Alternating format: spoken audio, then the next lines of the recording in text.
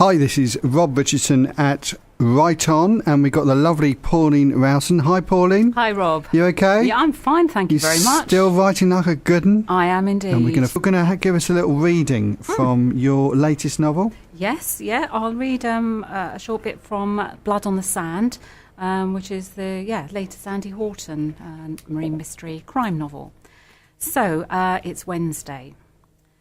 8 o'clock in the morning, a grey light in the January sky, the sea the colour of frosted glass. Everything was perfect, Andy Horton thought as he stepped off his yacht and struck out along the pontoon of Bembridge Marina on the Isle of Wight.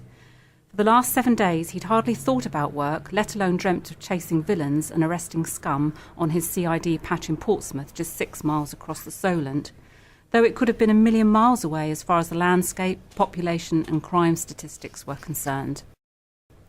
He struck out across the soft sandy soil and grass of the Dover, recalling that it had once been a golf course, but the steadily increasing number of walkers suing for being hit by flying golf balls had finally been too much for the club, and they'd given the land up for a nature reserve.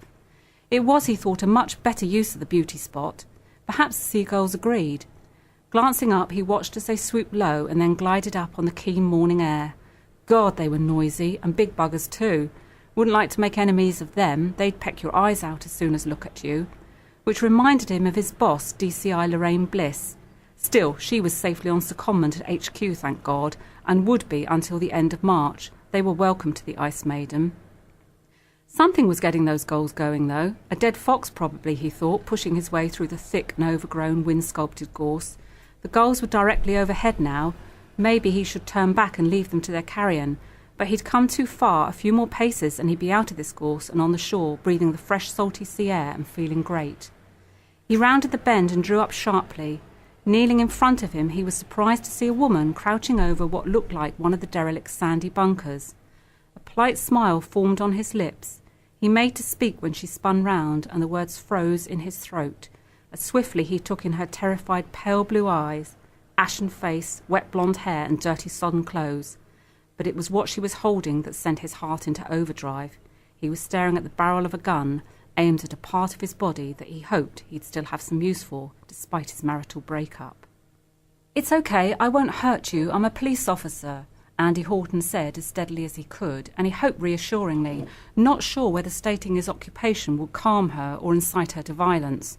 He held up the palms of his hands, willing her not to shoot, either intentionally or accidentally. The magazine could still be loaded with cartridges, which could go off with the slightest pressure on the trigger, and she didn't look as though she was in control of her motions, let alone her movements. She did nothing. Her eyes were blank with horror, or was that terror? He didn't have time to analyse as his brain registered the smell of rotting flesh. His stomach contracted at the thought of what might lie beyond the woman in the bunker, and if she had killed once, she could easily do so again. Keeping his gaze firmly fixed on her stricken face and his palms in the air, he cautiously stepped forward, saying gently, "Why don't you give me the gun?" He lowered one hand, stretching it towards her, holding his breath. The moisture was pricking his forehead and a cold sweat trickling down his back, but that was the least of his problems. "The gun," he urged more firmly this time. He saw her start before her eyes flicked down to the weapon, and then surprise gave way to disgust as she thrust it at him. He took it with a silent sigh of relief, then deftly removed the magazine, noting that what he had already surmised by the smell emanating from the bunker. The SIG P220 semi-automatic pistol had been discharged.